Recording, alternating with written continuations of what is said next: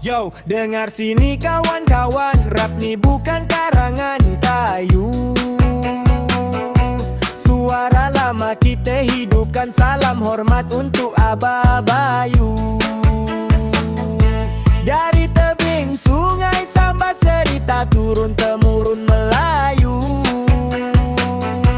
Abah Bayu buka bicara, kisah banjir kita Palu.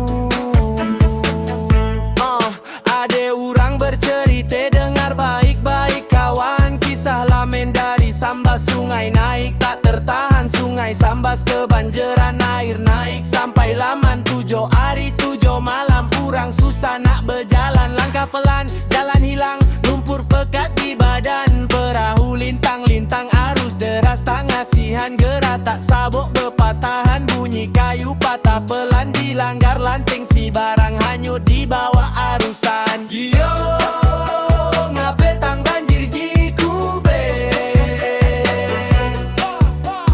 Yo, ngape tang banjir Jikube?